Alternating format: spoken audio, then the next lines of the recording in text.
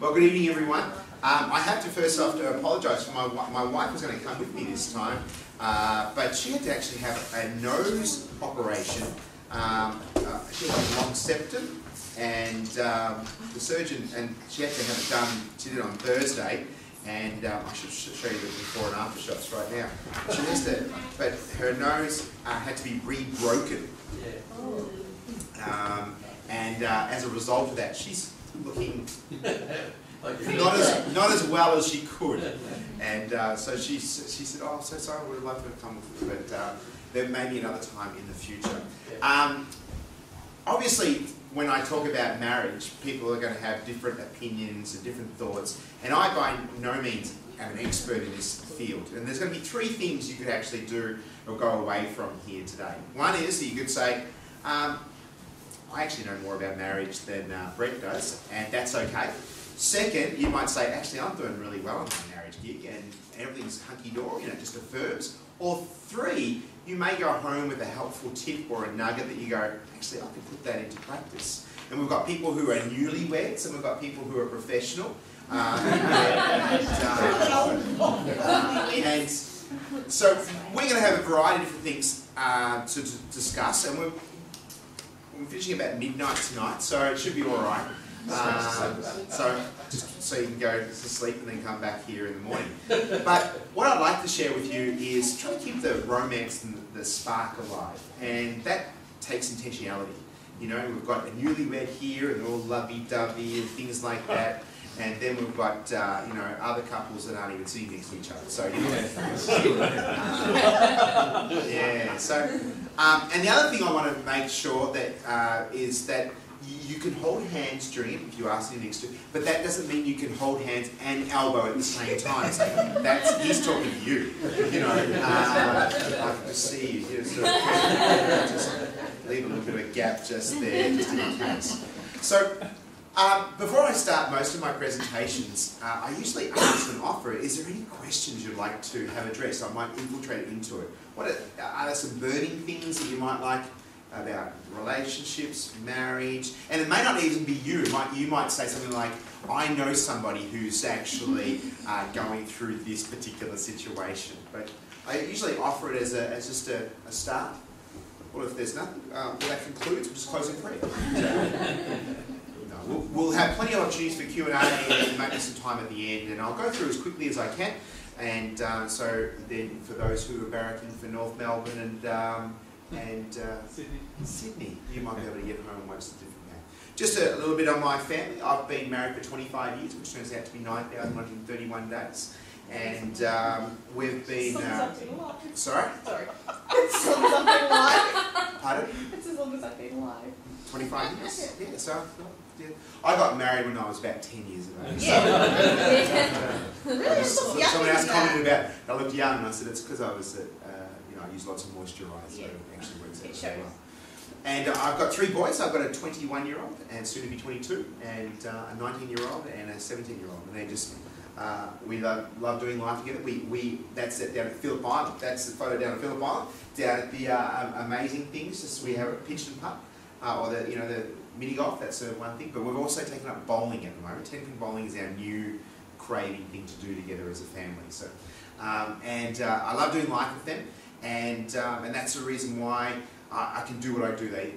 As they've got a bit older, I've got a little bit more freedom to go, and I do go interstate, and I've just been up in Sydney and just got back, and then I'm going to Newcastle next week, and I'm going to be back, and I have to say I'm in my sweet spot. I really love what I'm doing. My background was that I was a kids pastor for 12 years at City Life Church in Wantirna, and I was overseeing the 3 campuses there, and I've had a little bit of conversations with Don and Lane along the way, and those things have never been wasted, because I'm still involved heavily with children's ministry, and I'm part of the executive of the Children's Ministry Network, and all variety of different things. So once you're a kids pastor, you're always a kids pastor. That's my motto. But prior to that, I was actually a critical care nurse, and I was actually majored in intensive care and accident emergency. So I looked after people physically, and then I helped them spiritually, and now I'm in the position of helping people relationally. And it's a privilege that working and focus on the family. Obviously, we're known on the radio, and someone actually asked me about listening to the podcast. If you've got a smartphone, you can download the app for free, and you can have all access to our family minutes and our broadcasts. And you can like us on Facebook and reach all those type of things. And in fact, I've actually got, hopefully I've got it in my bag, I've put together, because did you realise this week is National Marriage Week? Is it? Woohoo. And so we put together 4, you can probably pass it, and we can hand some of these out tomorrow as well. Download 4 of our broadcasts on marriage, Australian broadcasts. And on the other side, it talks about domestic violence. And Lane was just mentioning about your friend Zoe Broomhead.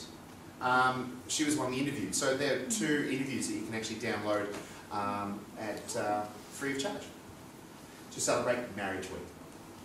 So, guys are a bit different from girls. Did you notice that? Did you ever notice that we are different?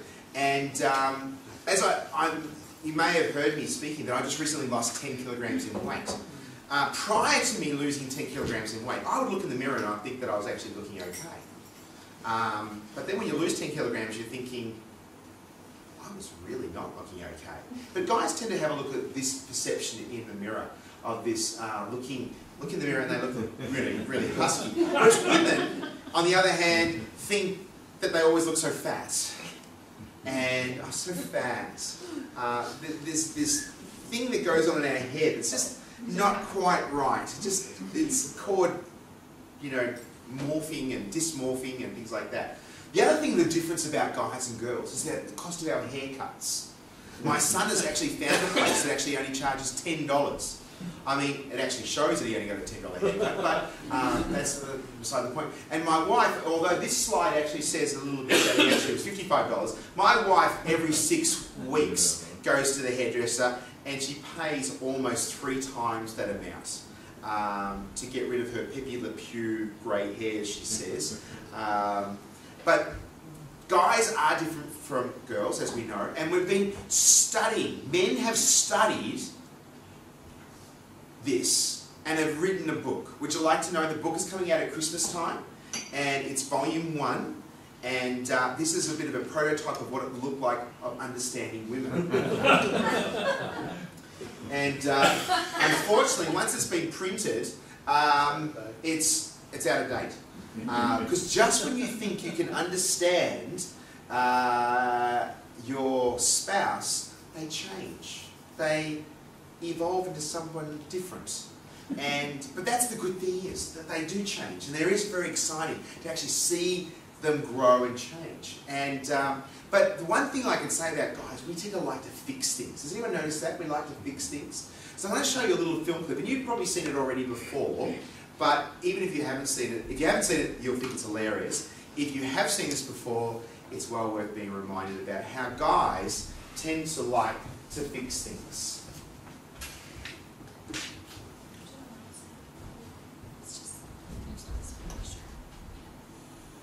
And sometimes it feels like it's right up on me, and I just feel it, like literally feel it in my head, and it's relentless. And I don't know if it's gonna stop. I mean, that's the thing that scares me most, is that I don't know if it's ever gonna stop. Yeah. You do have a nail in your head. Are you sure? Because, I mean, I'll bet if we got that out of there... Stop trying to fix it. No, I'm not trying to fix it. I'm just pointing out that maybe the nail is causing... You always do this. You always try to fix things when what I really need is for you to just listen. See, I don't think that is what you need. I think what you need is to get the nail See, you're out. not even listening now. Okay, fine. I will listen. Fine. It's just... Sometimes it's like there's this achy... I don't know what it is. And I'm not sleeping very well at all. And all my sweaters are snagged. I mean, all of them. It sounds really good. Thanks.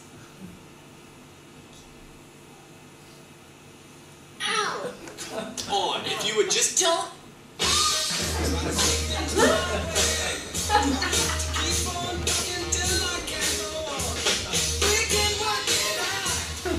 Can anyone relate to that? It's one of those things that, and especially if you do counselling with people, and I'm not a very good counsellor because I would just want to tell people if it's right there, obvious, but counselling you're not allowed to do that. They've got to discover it for themselves. And whereas, you know, I just think it's hilarious. I just think it's hilarious. It's so obvious, but yeah, she doesn't want to be told. But that's on the flip side, sometimes guys can actually try and fix things too quickly, whereas sometimes women just want to just download. And sometimes it's not the, they don't want you to solve the problem, they just want you to listen to the problem and hear what they have to say. So you can turn off the volume, we're not going to have anything at all. Obviously, in an environment like here, as Christians, I think it's really important that to share that the fact is, most marriages, if God is in the centre and God is the pinnacle of your relationship, the health and well-being of a relationship will be of benefit. It'll have a dividend. If God is not in the centre, we see this time and time again. It's interesting that couples that have had excellent premarital counselling, the research is saying that 80% of those marriages will actually not end in divorce. 80%. So that's a huge figure of actually saying the benefits of premarital counselling. But we're seeing a trend that's happening now that 10 to 20% of marriages, all marriages, are taking place in church. The other 90 to 80% are taking place given by marriage celebrants. The big difference is by marriage celebrants, it's not compulsory or expected to have premarital counselling. So you're actually setting people up for being unsuccessful in their marriage. And so I'm a big fan of premarital counselling. In fact, folks in the family was about to, I've actually just got signing the rights now of a new curriculum about helping ready to wed, it's called. It's a curriculum that helps mature couples to navigate and to certainly mentor and coach couples through another series of different questions. And so that's just about to come out, which I'm really, really excited about. But as far as us, there's that verse where it says, a cord of 3 strands is not easily broken. We've actually incorporated that in our marriage, that God is in the centre. And if you've ever done some research on this, if you have 1 strand and 2 strands, it's okay, but you put the 3rd strand, and if you actually weave it into, or what do you call it, plaiting or something like that, it actually becomes really strong. And that as far as a marriage, if God is incorporated. However, I will mention one thing about this idea of God being the centre. Sometimes, and mostly men, have abused that power, and I might share a little bit about that tomorrow. Actually, the abuse of using scriptures to have their spouse submit to them, and that's another big area, which I might talk about a little bit tomorrow. But this idea that I'm going to be sharing with you today, I'm going to go through a couple of things. And these are some of the points I'm going to go through. Building intentionally, value and respect, persevere courageously, guard diligently, serve humbly, forgive freely, intimacy and sex, which we'll focus on that one a lot, alright? Oh, you get the giggles, alright. The thing is about as a nurse, I don't get embarrassed, alright? And I go and speak to young people, and I talk about healthy sexuality. And right off the bat, I just start saying, look, we're going to be talking about sex. And I'll see if it's going again. And I said, and right now, you don't know where to look. And just to break off the ice, I don't get embarrassed in any shape or form. And but I will be talking about this area of guarding vigilantly, especially about intimacy. It's so important. And in a very highly sexualized world, it's tough being a guy, but it's even getting tougher even with women nowadays. And I can tell you some horrific stories that I get. I'm on the other end of the phone or an email of this area about sexuality and how the world has actually distorted what God had intended to something beautiful, and now how man has distorted it. But we can have some fun about talking about sex as well, just for you. Alright.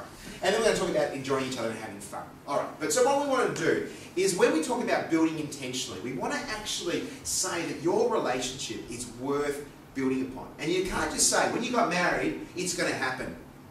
You change, there's hormones, there's, again, you're going to laugh about this one, but hormones change, there's circumstances, there's life, and there's kids, and there's all these different things and ups and downs. The roller coaster of life, I would call it.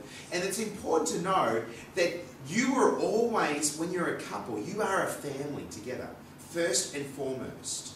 And when you have kids, sometimes the kids can get more attention than your partner. And I would say that that is dangerous territory, because you see that families who put all their energies, couples put all their energy in the kids, and they sort of going along, and then as they go along they drift apart, and they just they're on different pages. And then we hear about these couples that were together, and everyone from the outside would say, oh, they're a lovely couple, they're doing so much for the kids, but they just drift apart. And then you find out when the kids leave home, it's realised that we don't even know each other anymore. And I would say the most important thing is to build a relationship. No matter if you've been married 25 days or 25 plus years. It is something that you need to work on. And I'll be sharing a little bit about this as we go along. The idea of, I said about knowing your spouse, I think this idea of you have to get a PhD in your spouse. We heard of Gary Chapman's book, 5 Languages of Love. Has anyone got that? If I was to actually ask you a question, what do you think your primary language for yourself is, and then do you know your primary language of your love for your spouse? And in case you don't know these, it's one might be time, which for my wife, that is her language of love. For me, it is words of affirmation and, surprise, surprise, physical touch, being a guy.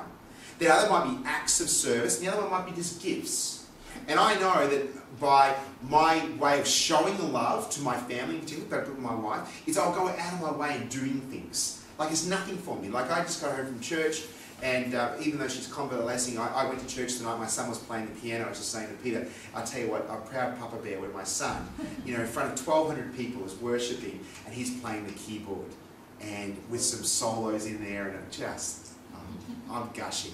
I mean, I was worshipping, and then I'm thinking, okay, am I worshipping God, or am I just really admiring my son? It was a hard way to differentiate. But I tell you what, it was just something really, really special. The reason why I said that, I rang up my wife and I just said to her, I said, would you like anything for dinner? She says, well, what are we going to have? And I said, well, actually, I've got dinner being made. I had that beautiful sort of tub. By the way, where is your wife? Is she? She's going home babysitting. Ah, that's your gang, is it? Good. So they've been by themselves for the last little while, have they? Two of the 4-year-old. Yeah. Oh, right, they look after themselves. Good kids. And then I said to her, what would you like? I said, well, I'll get a chicken and salad for you. And then, oh, would you like a coffee? Oh, I don't go into much trouble. And then I go and get a coffee for her. So for me, doing those things is one way that I can show that I'm thinking of her. And we'll talk about that a little bit more. But I think it's a good question to actually ask yourself. And you can, I mean, for the sake of time, we won't do it. But I won't put you on the spot, which I could. And you can actually find out, what is your spouse's language of love? Yeah. And if not, you've got to do some homework. Yes? Oh. I think you're going to make a comment. I think you're going to... No, that's all right. Keep on going. I thought you were stretching and going to ask a question. But the thing is about loving someone, you have to do it on purpose. It's intentional. It's actually... You can't just go in and say, oh, I love you. In fact, they've actually done some research on this. It takes about 18 months to actually fully fall in love with another person.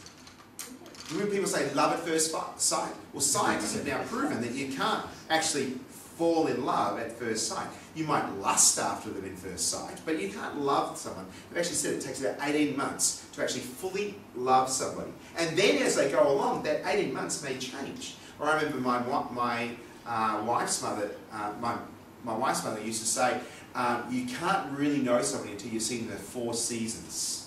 Like that's 12 months, I thought 12 months. But she's actually saying different, not just the 4 seasons of a year, but she's saying the 4 seasons of emotions and being upset and under stress and joy and sadness, all those type of things. Really get to understand how your spouse ticks. But you have to really love on purpose. Love intentionally. Preferring them more than anyone else. And that's how, and an interesting thing about this Ashley Madison, have you heard of the Ashley Madison? I actually got rung up about to do a radio interview for it. And I'm going, Ashley who? I had no idea. So I quickly had to Google it. I said, give me 20 minutes to just find out what Ashley Madison is. For those who are uninitiated, it was actually a website that actually said, spice up your marriage, have an affair. It's just ridiculous. That's what it is. That's the catch cry. It was basically a website to actually encourage people to have extramarital affairs.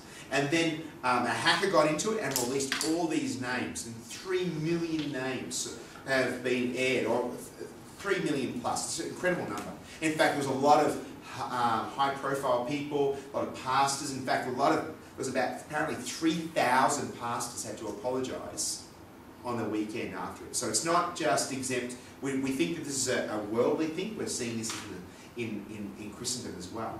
And the reason why they wanted me to have a comment from a radio point of view is they said, well, what would you do if you found out that your spouse was on Ashley Madison? And I did not want to answer this question. I felt uncomfortable about it, and I said, look, I don't want to talk about this. I'd rather say, how can you affair-proof your marriage? They liked that. It was a much more positive type of thing. And I actually did it at the airport, Melbourne Airport. I had to find a quiet place to hear all these announcements going through. I had to find it was on, just talking about affair-proofing. So I'm going to be sharing a little bit, elaborate, maybe this idea of affair-proofing your marriage. And I have to say, no one is exempt. If you think that you're immune to it, then you have to think again. Because we are all fallen people. We are all got areas of concern, and we have to be very, very vigilant. And this is one of the points that I'll be sharing with as we go. We're talking about communication. And I'd have to say, guys are very simple creatures. We're very simple. You can actually ask your husband, what are they thinking? And he can honestly say, nothing. And for a woman to actually understand this is incomprehensible. Because women never think of nothing. They think of everything, all at once. And I heard this from a Mark Bunga. You might have heard of him. He does Laugh Your Way to a Better Marriage. And he talks about the guys that we can compartmentalise. We have different things. That doesn't relate to that. That's work. This is home. This is marriage. This is my hobby. And this is my nothing box. You know, like they don't interrelate. Whereas women, yeah, you know what I'm going to say. They have this hardwiring. It just goes to infiltrate everything. So when you ask your wife, what are you thinking? You've got to buckle up, because it could actually go for a long time. Whereas guys, we can have this situation where we might actually say, nothing. We have nothing. And we don't tend to use all of our words, we conserve them. Men, on average, would use about 10,000 words a day, whereas women have 20,000 words. And if you have got your wife staying at home, and you get home and you've used your 10,000 words at work, and she says, what did you do today? Nothing. She doesn't understand. She's got another probably 10,000 in the bank, ready to wait, just to download and just to share everything. Especially if she's got small children, because she wants some intellectual conversation. And if you get the monosyllabic, yeah. And I've got teenage boys, so I can actually relate to this as well, but I'll talk about that as we go along. But the fact is, there's something that God has uniquely wired us. We are uniquely and wonderfully made, and there's not like one's better than the other. And I have to really point that out. Just because your wife can talk underwater, but my wife says the same thing about me. I've got a lot of estrogen in my system, I think, my wife says. And I've got testosterone. But the fact is, and because I was a nurse, I think I hung around a lot of women, so I think it was absorbed into me. And so I'm very simple. I actually talk about this when I go and do some high school ministries. And I say, I know how women tick. And I have all these guys say, so what's a good line to use? What's a good answer? And but the reason why I say that is because I probably notice a lot more about women's hairstyles, and if it's changed a little bit, and I can pick up these little cues, and just know how women respond to different things. There's a movie, Mel Gibson, What Women Want, or something like that. It's actually quite an astute movie, actually. If only, can you imagine if your mind actually had hearing all the women thinking of it, you'd have a migraine every day. But this idea about communication, women communicate a lot more words, but there's also the thing about communication that's really, really important. Guys don't pick up cues as well as women. Women look at innuendos, they can read between the lines. Guys, we don't. We don't do these things. I'll give you an example of this. A friend of mine, she complains that her husband always forgets her birthday. Now, I don't condone his actions. I think he's a schmuck for forgetting his birthday. But she's had, 30 plus of them since they've been married. And he forgets every time. And every time her birthday comes up, she can feel her anxiety lifting and, what she's going to do. And my wife was talking to this woman, and she says, don't read between the lines and think that he's going to get it. He hasn't got it after 30 years. He's not going to do it. So let's do something a little bit different. 2 weeks out, put a notice on the fridge. Hey, it's my birthday coming up in 2 weeks' time. What are you going to get me? 1 week out, 3 days out. Make it a bit of a fun game. It's going to be not subtle. It's going to be very effective, and he'll appreciate it, and you won't get disappointed, was what we said. So she tried that, and it actually has worked. The reason why I'm saying that is that sometimes guys, we think if we don't pick it up, we don't really love you or don't really know you. If you really, and how boys have done this, if you really, what would you like for your birthday? If you really love me, you would know what we wanted. And women could do the same thing. And I myself am not wanting for very much, but my wife, she looks at all different things, and I always know what she's observing to see what she wants and what she doesn't like, and things like that. And I'll make a little mental notes of something that she likes. Sorry? You're a good man. Just making mental notes of these things. But I think that the idea of being clear, and I think the other important thing is finding time, especially when you've got children. And especially when it's been busy, is just to have that intentionality about spending some time, either couch time, holding each other's hands, and it's a great example to your kids. And a lot of the things I'm going to share with you, actually, I would encourage you to actually have your kids or your grandchildren or all those type of things to observe these things, because there's nothing more heartening for your kids than to see mum and dad in love. In fact, and I think I was saying, that my wife calls me Octopus as a nickname because my hands go everywhere and things like that. And I remember my desire, my wife was in the kitchen and I wanted to show my affection to her. And I was sort of wanting, I knew it wasn't going to go any further. The boys were at home and things like that. Nuts. But anyway, she was in the kitchen and she's trying to, beat me down and octopusy and things like that, she's telling me. And next thing you know, we see, we turn around, and my son is recording us. And then he posts it onto Facebook with the caption, Mum and Dad getting hot and heavy in the kitchen. Oh, no. He got a lot of likes. In fact, we got the reputation of being the cool mum and dad, who are really still hot for each other. And then he said this, and these are the words that the reason why I'm telling you that story, is that my son said this, and he's 21, and he said this: "It's a smile to see you so much in love." They're watching, observing. Now they might say things and, get a room, or, that yucky love stuff and all those type of things, but it actually makes them feel very secure and very safe when they see mum and dad in love. And I have to say what I said before about the fact is that you were a family first, and when, particularly when my boys were younger and I'd come home from work or something like that, or either of us would come home from work, we would always make it an intention that nothing would come between us first. We'd always kiss each other before we'd embrace the kids. We would actually make that very intentional, because we would say that my spouse is more important than you. We love you, but we're going to hold each other before the kids. And the kids knew that. They try to get in between us, and sometimes they're a little bit like, they try to get in between us and all sorts of things just to get the brace. But now my boys, and particularly, are very demonstrative. I'm very demonstrative by nature, and so they've taken up that mantle. And so quite often, I might be walking around the shops with my family, and I've got my sons they're all bigger than me, and my wife's about this big, so they're all got their arm around her and holding her hand and sort of like that. They're walking on, and then I'm carrying the bags behind, going, but I wouldn't have it any other way.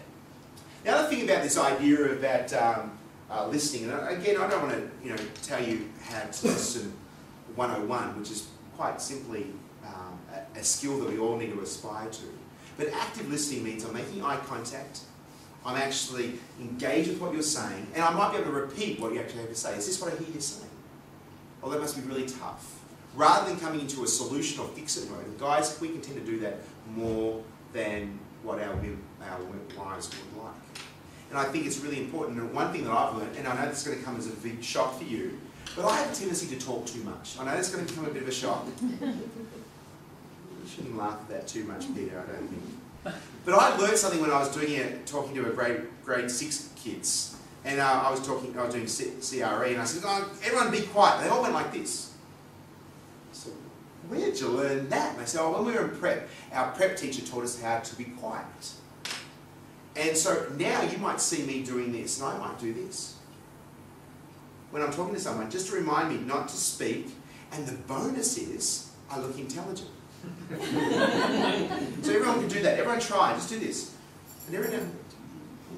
So if you have a tendency to speak, just try that and look intelligent, and you won't speak over them. The one thing you might say about guys, here's 4 things that you won't hear your husband say to you. Can we just cuddle up tonight and talk? You won't hear a guy saying that. You might not say, if I took Friday off, can we go shopping and make a weekend of it? You won't hear a guy saying that. Is there any way we can get your mum to stay a week longer after she's already been with you for a month? You won't get many guys saying that. And finally, you won't get a guy saying this. Of course I'll go with you to the ballet. I love seeing men in tights. You won't see that very often. But we're not talking about communication here. We're talking about the potential. Because whenever you have 2 people in a room, whether it be your spouse or any situation, you'll always have the potential for misunderstanding, miscommunication, and getting to a point where there is conflict. And so what we're going to have here, I'd like to talk to you about, is when you have, this is the 4 bad moves. Forget the issue and attack the person, widen the issue, bring out the old mortar bombs, and never lose an argument. I'll unpack these a little bit more. The idea of that when you have an issue, and I'll use the example. Let's just do a minor example. Maybe toothpaste. You always want the toothpaste to be put back into where the toothpaste is supposed to go. But your partner always forgets to put the toothpaste in. But then, when you're having this argument or potential conflict of telling him or her that, can you just put the toothpaste back into the thing? You might start bringing out the idea about the toothbrush.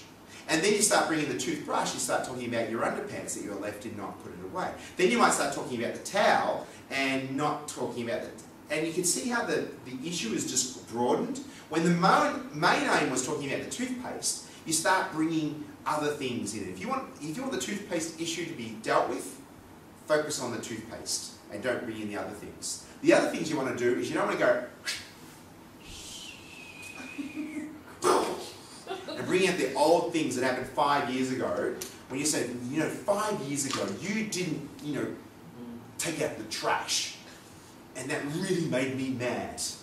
And you bring in another whole other issue that was not necessarily related to the actual issue at the time in hand. You bring in these old things. Or you use words something like, you're just like your mother. And that's just like a red flag to a bull.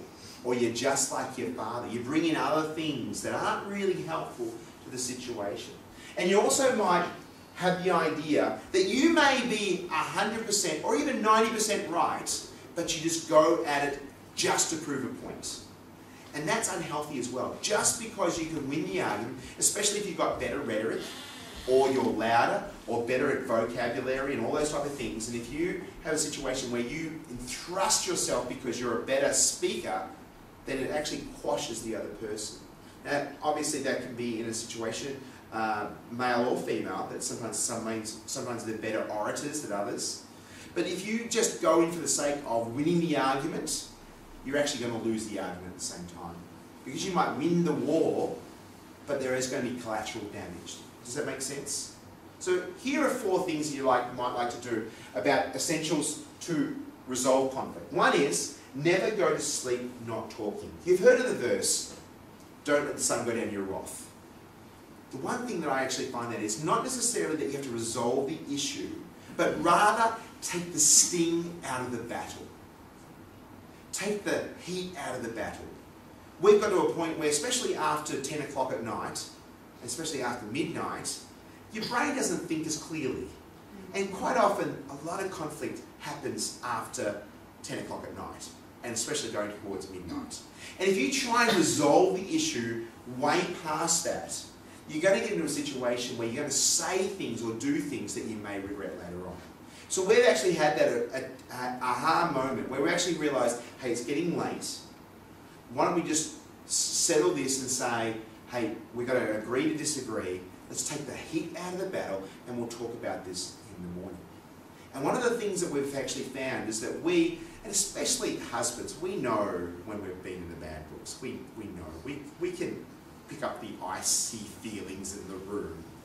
But one thing we've found is that when we're going to sleep, we would always hold hands, but it may even just need to be just a pinky.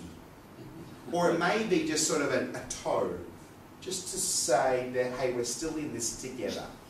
We may not necessarily like each other right now. We love each other, but we don't like each other. But we're going to take the heat out of the battle, and we're still saying that we're here together. But if you don't get the toe contact, you know that you're really in a bad one. But we've found that it's actually the best thing for us. And by the time in the morning, when the morning comes around, because we've taken the heat out of the battle, we tend to sort of, the issue that we were talking about is either forgotten or it's not as big as we thought it was initially. Another thing you might like to do is never put your partner down in public. In fact, it's interesting from my point of view. I'm good at certain things, but I'm not good at other things. And one of the things I'm not very good at is being a handyman. I'm just very, very poor. And when it comes to gardening, my wife said, can you go out and do the lawns today? And I know it was a beautiful day, but I just didn't really have... It's my first day off that I've had for a while. I might do it tomorrow afternoon. And she goes, I bet it's going to rain tomorrow, she says. And because it always rains and then I delay it again. But I don't tend to do this very well. But there's some things I want to do just to have a sense of, that I can do it. But my wife sometimes has done this, because we've got a friend of ours who's excellent with his hands. He is just outstanding. And she would say something like, you know, in a public thing, oh, why don't you ask Mark to come around? It's like a dagger to the heart for me, just to feel like I'm a schmuck when it comes to handyman stuff. And Mark's not. And so she does this sort of like in a public thing. And she's learnt now not to put me down that way. And I can think of other things. Because sometimes our spouses can be the brunt of really bad jokes. And just because we can doesn't mean that we should. The other thing we might like to do is be the first, even if you, as I said, you might be 90% right and 10% wrong, own the 10% and apologise for that. And not just say like what kids do when they say, I'm sorry, with no real heartfelt and no sincerity, but to actually say, I am really sorry how this has escalated and that I, you know, and it's made you sad or it's made you angry, and I'm really sorry that this hasn't been a really pleasant experience for you, and I really want to apologise. Those words have a lot more meaning and take the heat and the sting rather than say, I'm sorry, with no real merit. And the final one here, the power of praise and encouragement is a very good thing.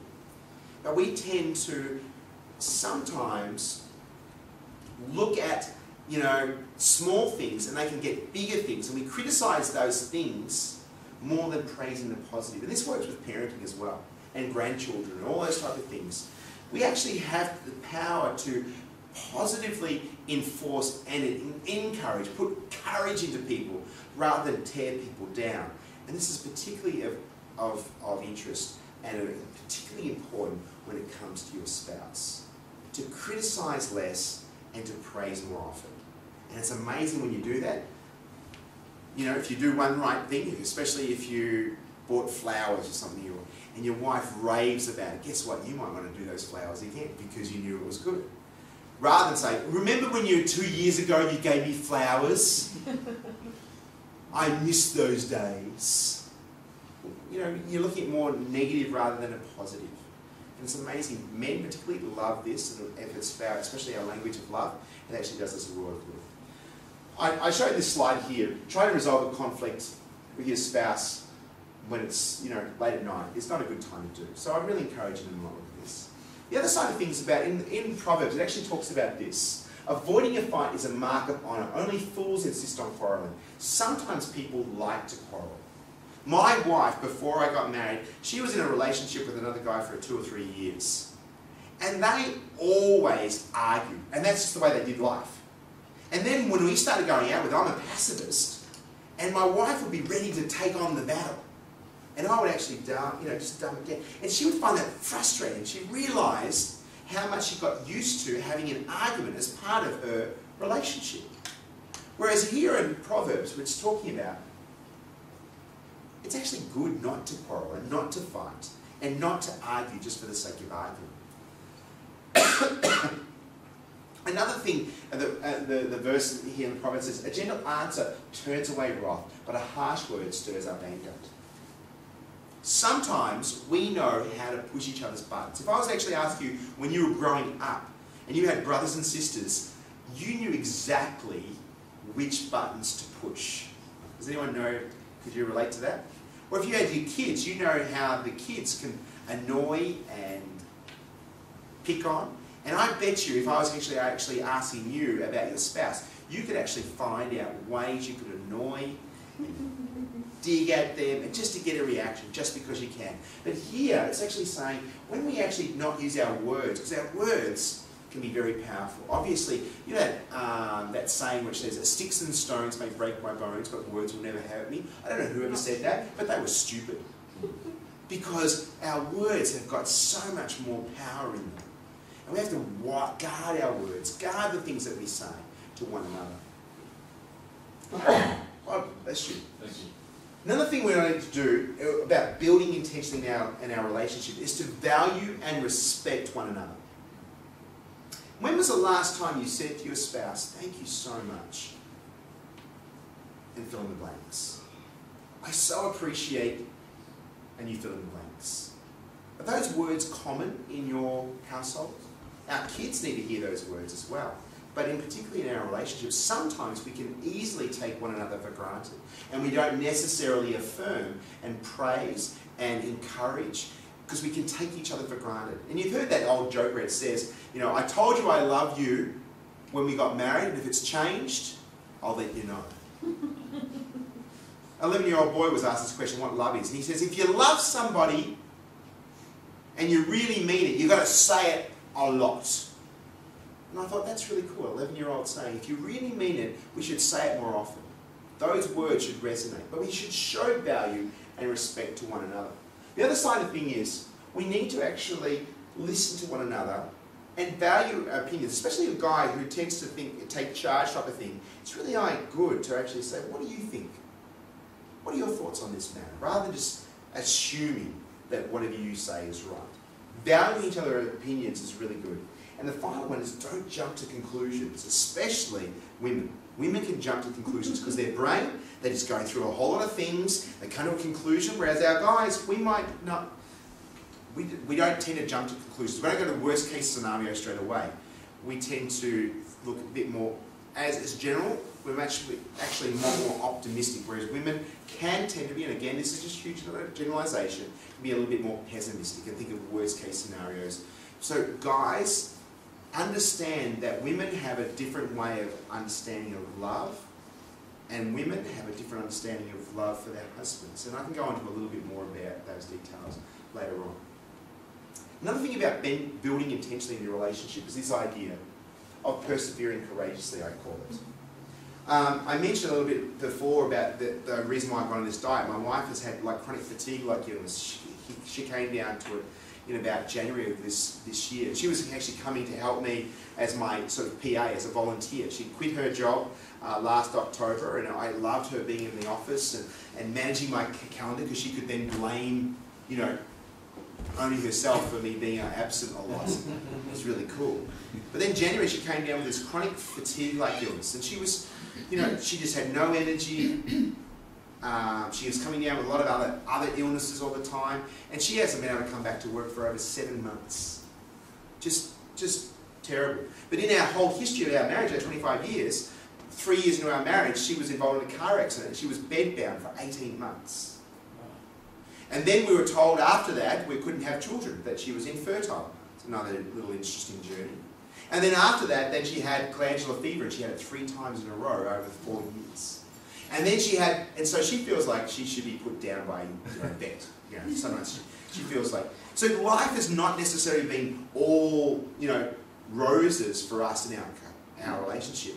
But our friendship is the thing that actually has made us strong. It may not necessarily be together intimately, physically intimate, but we've had other opportunities of intimately gathering and, you know, holding hands and embracing as much as you can. And the reason why I'm saying this idea of persevering courageously, because of sickness and injuries, or circumstances, emotional turmoils, family matters, these are all different things that can actually affect the health and well-being of your relationship. Your kids, and depending on their challenge that they're going through, can also have an effect. And this idea of just different life stages, now, particularly for women who have what it seems to be, they have premenstrual, then they have menstrual, then they have postmenstrual, then they have the pre-postmenstrual. And it seems to go on for about a month. That's for me, that's just my observation. Hormones, going on different types of things. And there's different types of things, and that guys, we don't understand. And I tell you what, I would not like to be a woman. Just dumb. Just don't want to be. It's very complicated being a woman. They do a wonderful job. Being a woman is a hard job to follow. But it's also being hard to be a guy as well, especially, as I was saying, in a guy's world, in a highly sexualized world that we live in.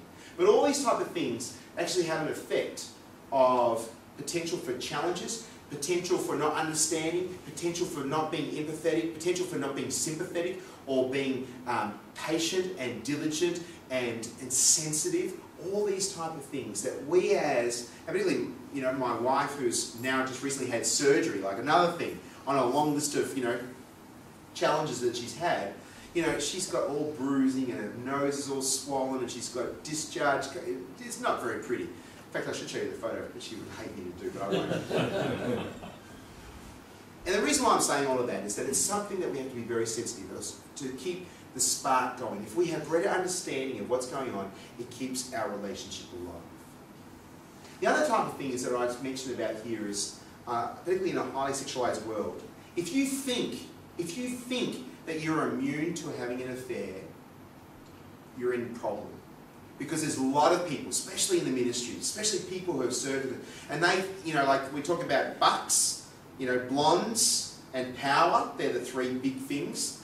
They're the things that people who say, they might say something, but their lives are doing something completely different. And I'd have to say, in this area of pornography, which is you know, something that has just invaded every aspect of our lives. And it's alive and well, and especially even in Christendom. It says that 52% of people in church have got an issue with this. And so it's not just saying this is a secular thing, this is everyone. And then actually 30% of habitual viewers of pornography are now women. That's what the research is saying.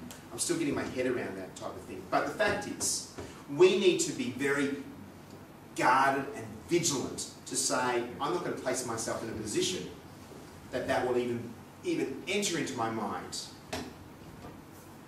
The way you communicate with somebody, spending time with somebody. We would say in our relationship that we're always constantly thinking of one another. And I'm going to give you some foolproof things later on in my second last slide, I think. I'm going to talk about that, to actually how you can guard and prefer your heart for only your spouse. This idea of guarding vigilantly, we have to keep our minds pure. And if I was talking to a guys group and I could talk about this area about healthy sexuality, I can talk about this. But they talk about, diverting your eyes. Now I tried that in a shopping centre once, diverting my eyes. I keep on running into poles. It's not a very good thing. And girls understand that guys are visual beings. They understand that when you're walking past somebody, you might just look, just because you can. But girls don't understand the linger or longer look, the second look, and the third look, the longer one. They don't understand that, and they won't justify those type of things. The fact is, we need to be very vigilant and guarding ourselves. And it's important that your wife or your husband knows that you only have eyes for one another. And that's your heart, your emotions, and all those kinds of things. And then the final thing is, if you've got to set some boundaries, especially, I do some counselling from time to time. I never do it, or when I have meetings with somebody, I would always do it in an open forum, just to put some parameters in place. This is a really important thing. But if you think it will never happen to you, many a person would say, I never imagined in my wildest dreams that this was going to happen to me. It's usually a very subtle and very gradual process. People don't say, oh, look, I'm going to have an affair. I want to wreck my whole family, and I want to wreck my family and my marriage, and it's going to be costly, and all these type of things. No, people don't do that. They don't intentionally do that. It's usually a very subtle thing, and that's what we have to be very guarded by. This verse in the Bible that talks about this, in Proverbs, above all else, guard your heart, for everything you do flows from it. As a counsellor, occasionally we start trying to look at the where the heart is. What's happening to the heart? Is it hardened? Is it soft? Is it got cracks? And if we get a sort of slightly soft, slightly cracked, it means that there's a potential for reconciliation. But once the heart is hardened, it's almost impossible to resolve a heart to get back and be reconciled. But we as men, we would tend to keep our hearts, we could close our hearts pretty quickly, whereas women will keep it as open as long as it's humanly possible, but once it's closed, it's almost impossible to open again. And that's why these scriptures are so important, to guard your heart, because it's a wellspring of your life. Now, does anyone have any questions or comments, rather than me just doing a monologue for a while? It's just time for me to recharge my lips. Just a comment on those passages on that list. While we're at the conference, one of the young guys said, we just read that the third pastor committed suicide. He was on that list. Ashley Madison? Yeah, so yeah. Three so far. It's horrific. Horrific. All right, no other comments? We'll keep on going. We'll go through. This is about serving humbly. I actually think, my wife's a PE teacher, or was a PE teacher, and our boys are very competitive in sport, and we've used sport as a metaphor and in life. We're actually saying, if we're all out together and we say we're coming home, let's work together as a team and we'll get everything done. We talk about equality in roles, and it's not necessarily saying that everything outside is a guy's world and everything inside is a girl's world. That's just stereotyping. I know some women who love doing the garden and mowing the lawns, and I know men who love doing the cooking. I love cooking, I enjoy it, I do the majority of the cooking in our household, and my wife hates doing the lawns, so I'm actually losing that.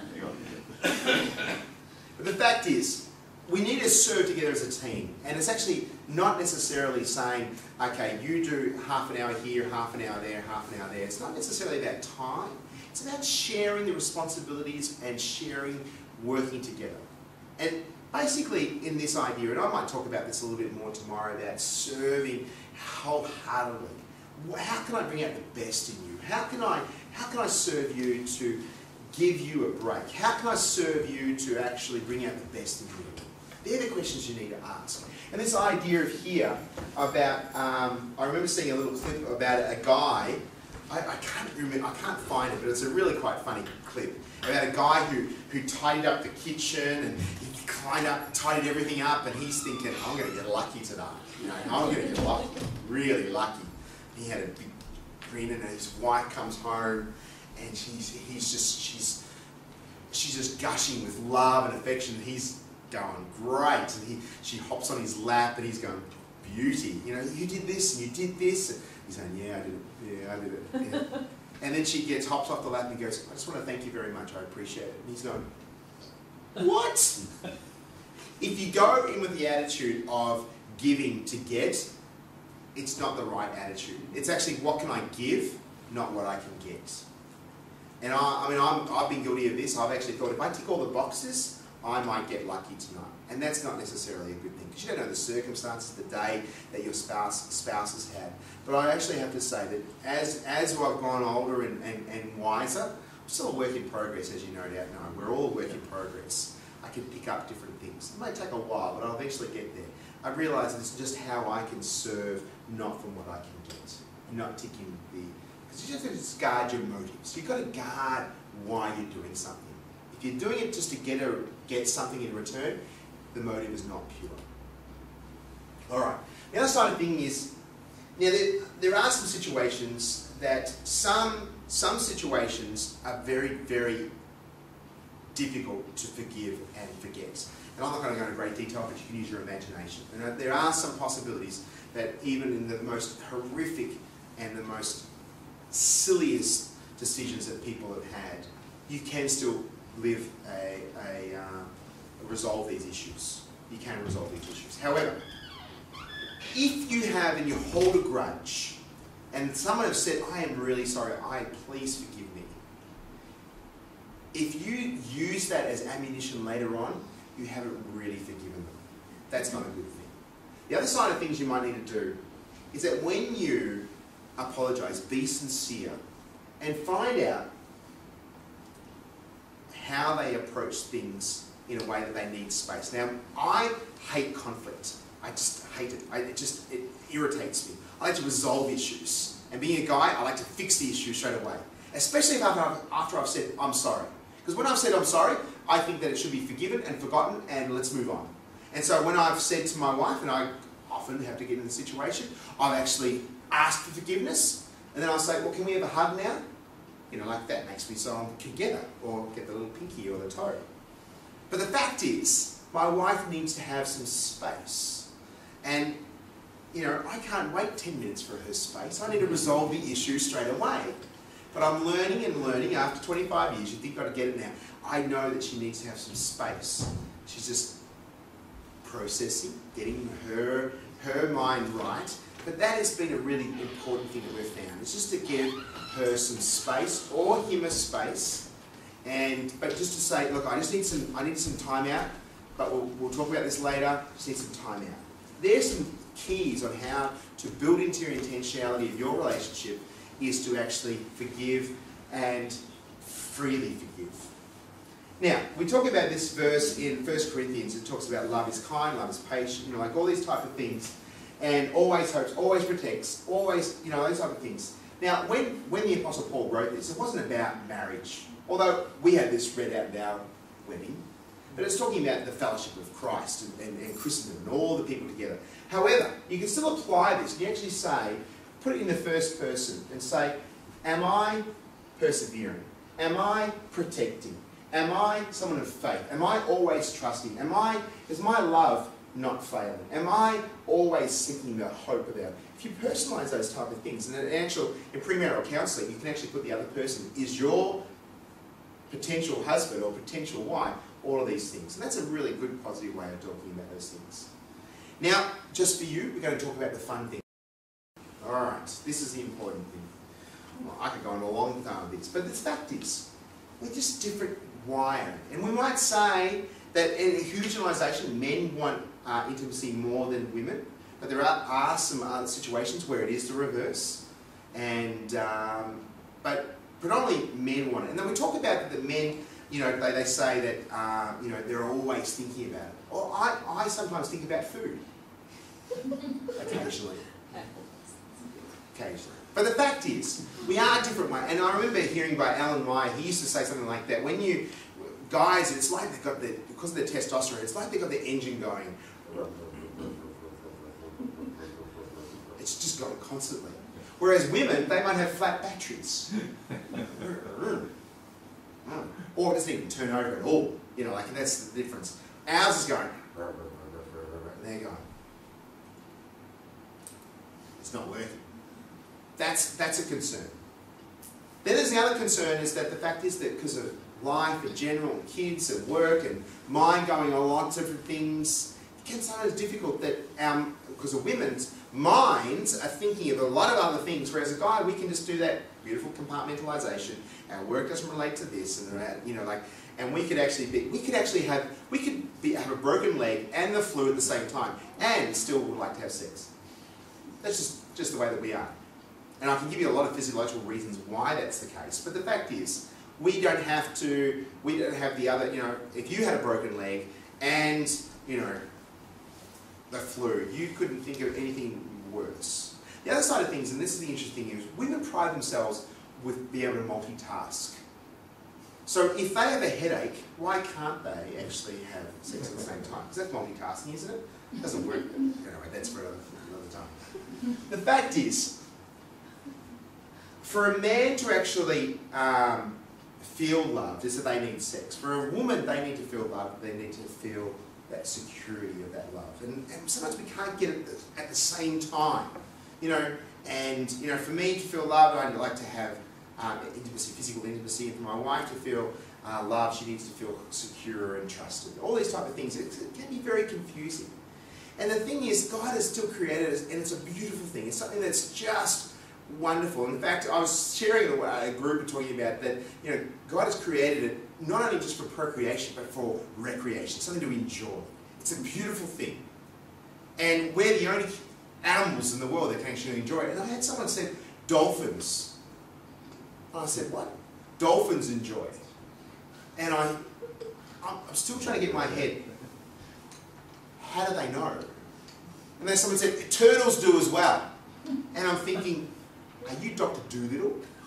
How do they know? Anyway, it doesn't matter. But the fact is, someone says dolphins, humans, and turtles actually enjoy it. The rest don't. But the fact is, it's something God had designed. It's a beautiful thing. But yet the world has actually distorted it and actually made it really as just something recreational and not beautiful and not big. But we're seeing how, and I can give you the physiological side of things, and I won't go into it for the sake of time. This aspect is that it takes time and energy and intentionality. But I have to say, and I was talking to a mature age woman whose husband passed away, and she's giving me permission to share this story. But she says, you know what?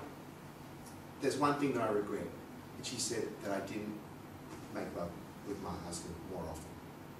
And I said, well, why do you think, why didn't you? She goes, I thought that I was overweight and I didn't want to give myself, and I couldn't understand. He just wanted to love me. And he said that she used to say, I like soft, warm skin. And she didn't get that understanding. She goes, I regret not doing it. So I would say that the Nike slogan, just do it, really has umbrage in this. But it's not as simple as just doing it. It's actually having the time and the space and the intentionality can actually make a really warm environment to have. And it's not about frequency, and it's not about, you know, what everyone else is doing. And there's been a lot of research of how everyone else has got doing it more often than you, and everyone can actually compare and contrast. You have to decide as a couple what works for you, and that's only going to come out of communication and honesty and transparency and vulnerability and all those type of things to get on the same page. But this is an issue that causes a lot of disruption. This area alone is one of those big issues that needs to be sorted out and needs to be discussed. And it actually, you know, like all those other different hormones and all those type of things and circumstances can actually complicate it. But if you're on the same page and talking to one another, preferring one another, then as a result of that love, that comes that intimacy. And it doesn't matter about, you know, you might agree, and there's some couples that may, you know, their frequency is less than others, and other people are like rabbits and they do it all the time. You know, it's all a bit different. But the fact is, when that communication and the companionship, all those type of things, all comes down to showing that you prefer. And I was saying the holding hands is a very intimate thing. My son has never kissed a girl. He has sworn at the age of 19 that he's only going to kiss one girl, and that's going to be his future wife. But he has held a hand of someone. And he came home and he was just like floating. He was just floating. And he said to me, he goes, "Dad, you know what? Holding hands is so intimate." And I thought, yeah, it's true. You know, something that sometimes people take for granted. It's something that's actually really nice. When I see a mature age couple, you know, in their 80s and 90s, holding hand, it always gives me a warm, fuzzy feeling. It just always does.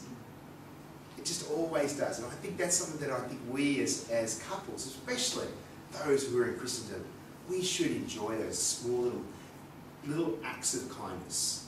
And it makes a very, very big difference. Now, this is a pictorial thing about how guys things like that. Now, guys, we're very simple, as I said. We just have an on-off button. It's usually always on. It's very rarely off. And the other side of the thing is women. You might just get the right order and the right sequence and the right password, and you think it's going to work really well, so you try the same sequence, the same password, same buttons, and it doesn't work this next time around, the second time around. And then the interesting thing about women is they don't even understand themselves either. They don't understand the sequence. They're very confusing. Their brain is a little bit different. And I know that's just a bit of a funny type of thing, but it is something that you have to be very mindful of. Coming to a landing very shortly, but I think I've already alluded to it, is this idea of having fun and being together. My wife and I we play games together, we watch some movies together, we enjoy spending time with each other. And even though I'm not a big fan of shopping, my wife's not a big fan of shopping.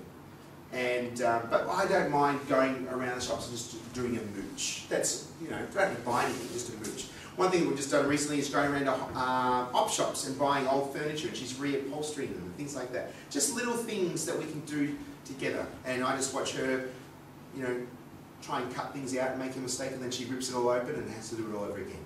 Just fun. But doing things together and enjoying each other's company, we should never take that for granted either. Never take that for granted. Because especially if you've got kids, is that you need to be together enjoying each other's company. Because when the kids leave, guess what? You have to still have that company enjoyment. Now you can still have individual interests, and I would encourage that, and I would make it imperative that you have different interests, but then you can come together as well. You know, you have girlfriends, boyfriends, you know, they have your friend boys, I should say, your mates and your girlfriends and things like that. But it's also important that you are together as a couple and enjoying each other's couple. Now, finally, this is my last slide here. These are the foolproof things. A lot of things, you go to a seminars and they say, if you spend X amount of dollars, you'll get the brownie points. So if you go and do this, you go on an expensive holiday, you know, and you can actually rekindle the relationship, or go on a retreat. And I encourage people to go on a retreat. I think it's a really important thing. In fact, before we got married, my wife and I went to a relationship enrichment weekend in Alcana up in the hills.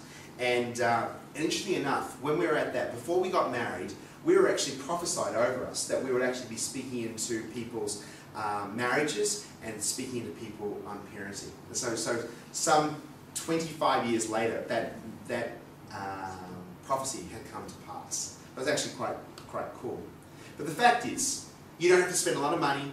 You don't have to go away on expensive holidays. It's the little things. And if you're any familiar with football terms, they talk about the 1%ers. It's the little things that make all the difference. And here is the guarantee that you could do every day, and you could start this tonight and do it tomorrow and the next day, and I can guarantee it will improve your relationship and keep the spark in your life, in your marriage. All right, here are the 3 things, or 4 things. One is, when you leave every day, one of you is going to leave first. Leave on really good terms. And in fact, the best thing you can do is kiss each other for more than 10 seconds. Now, I don't often get a 10-second kiss. Sometimes it's just a pick on the cheek. Or if my wife, she's usually asleep going, oh yeah, But the fact is, there's done research on this, and it says this. If you kiss your spouse, especially your husband, before he leaves to go to work, he will drive safer, he will not get in an accident, he will have a higher paying job, and he'll come back the next much happier during the day. That's done a lot of research. You can Google that if you like. The fact is, leaving is a really important time. Don't leave angry. Don't leave in hostility. Don't leave with sad words in your world. In fact, I was speaking to a friend of mine who's a minister, and he says he's done the weddings for people, and he's also done a funeral for one of the spouses. And I said, what are the circumstances? He said, well, they had a rip-roaring argument. This has happened twice to him. They had a rip-roaring argument. One partner went away angry and fuming and had a car accident and was killed. Not only is that a sad situation, but the words, the last words that they had were said in haste, in anger, in bitterness. Can you imagine that for the person who remains is the lasting remaining words? So I've always said that when we leave, we always want to leave on good terms. The other side of thinking about is during the day. Now, smartphones are a really good thing. You can text your spouse and say, hey, just thinking about you. Hey, how did that meeting go? How did the presentation go? You know, little things, hey, just thinking about you during the day. Little simple things. And if you're not very good at that, do a memo to remind you to actually contact your spouse. Or alternatively, write a note. When I go away on trips, and I go interstate or something like that, I will always leave a message on the mirror somewhere. And if I can't find a whiteboard marker, it will be a permanent marker. And I think it's worth the pain. But I would leave something around, you know, and my boys know this as well. In fact, we do this with our own children. When they go away on camps and everything, we used to write notes in little reminder notes that I'm thinking of you, funny notes from, funny lines from movies that they would know, and we used to put it in their jocks or in their socks. And sometimes it was a way of actually trying to work out quality assurance to see whether they actually changed their jocks while they were on holidays. But my 16-year-old son, now 17, he's actually kept every one of these notes, and it's like a couple of hundred notes that we've actually collected. And he's kept them all in a box because it means such a significant thing. And we would say the same thing with I know my wife hasn't kept all the mirrors and things like that, but when I was dating, I used to write her notes and decorative things. And so she's kept a whole box full of different things, my romantic side.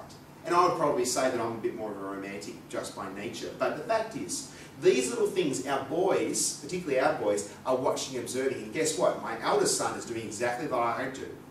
Because the reason why I know I've been married for 9,131 days is because I've counted every one of those days. And I've done that every year, for every year we've been married. Just I know exactly how many days, including leap years. And these little things make it so I'm thinking it and I'm preferring them. Again, it's a fair proof thing, because if I'm only thinking about my spouse, I haven't got time to think about anyone else. When you come home, is another good time to actually say, I'm turning the TV off, someone's going to come home first.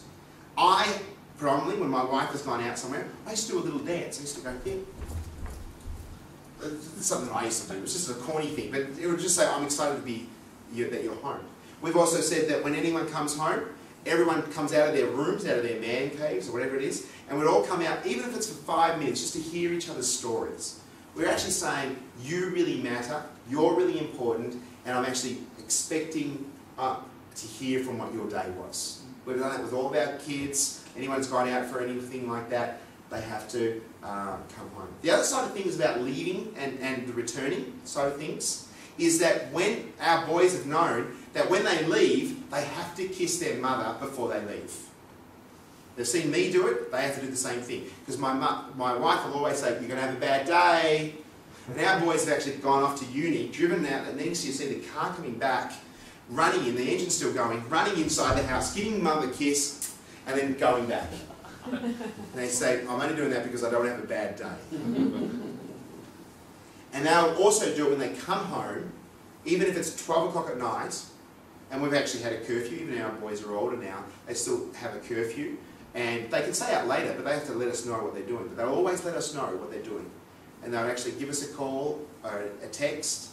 And then when they come home, they actually have to kiss their mother as well. And they give me a fist pump, if I remember to lift up my hand. Just let them know. But just recently, our son, 19, he was out. And we had fallen asleep because we just got back from overseas. And we were a bit jet lagged, so we didn't hear anything. And then at 3 o'clock in the morning, my wife wakes up. She goes, Lachlan's not home yet. So I get up, that bit of a panic, and his light's on in his room. And I go straight to my phone, and it says this, I've crashed at Matt's house. he tried to send us the next text message, but we didn't hear the text message and things like that. And so he's quickly learned, and I said to him, never ever use the word crash in a sentence on a text. And next time, ring on the landline. But the reason why I'm saying that is that it's just common courtesy. But the thing about returning home is sometimes the dog is more enthusiastic about your spouse coming home than ever, you know. I don't think the dog should be the most enthusiastic person. You should be the most enthusiastic person than your dog. The dog can actually come in. And the same with the kids, but I actually say returning home. And the final one is going to sleep at night. Is to always say those things, maybe, you know, how much I appreciate one another. It might be just to say thank you. It may be just to say those great words, I love you. And another great thing is just, how can I pray for you? Now, I would say that I try and pray for my wife every night. I'm not always successful. But when I do, it will always just be just, how can I pray for you? Let's pray a blessing upon you. Sleep well. You know, like especially if you had a lot of health issues and things like that. Just to pray a blessing. And those are the last words that your spouse is going to have. And I know from me, when my wife prays over me, it just gives that sense of that peace in the household. These 1%ers can make all the difference. When you leave, during the day, when you return, and going off to sleep. And those things can really set the tone of your marriage. And it also maximizes every little moment. Never take one another for granted. Never actually go into a situation where you just say, she knows I love her, he knows I love her. We need to find out and be a student of our spouse, to bring out the best, to bring out the essence of what God has made them so uniquely and wonderfully made. And we need to maximize those things. Be a student of your spouse and find out. And you know, the good thing about it is you can work on this and do homework and have some discussions. Date nights are really good. And it could be date night in your own house. They're all good fun things to do. All right. Any questions or comments? I think I've done it really quickly so you can... Done well. All right. Any comments or... All got perfect marriages? Fantastic. Just reinforce it. You're all perfect. That's right. I heard that. She did say that you were perfect. She told me to say that as well. All right. Let me pray for you. Father God, I just thank you so much for the couples here present. I pray that they will be godly examples to those, their kids, their extra widened families and their family and friends, and those around them in this church community. I pray that they be godly examples. And I pray for all of us that we will have marriages that are not only thriving, but also showing the love of God in our own lives. We put you first in every aspect of our lives. And as you are put first, then everything else will fall into place. I pray a blessing upon that. And I pray for those who have gone through some challenges in the past or present, that you will find some peace and great comfort and have people coming alongside them to help them have great, happy, thriving marriages. I pray a blessing upon each and every one of them in Jesus' most wonderful name. Amen. C.S. Lewis just said, and I just leave this as my last remark, said this, he goes, if you put God first and love him unconditionally with great fervour, he says you'll love your spouse even better. However, if you put your spouse first, you won't be able to have a great loving for that, your spouse. It's like a second nature. Putting God first and loving him, it can only help the well-being of your relationship. And I think that's what we need to actually have. You know, loving God, loving his son Jesus more every day. And as a result, the dividend is that you'll love your spouse and you'll love your kids and your grandkids even more. God bless you.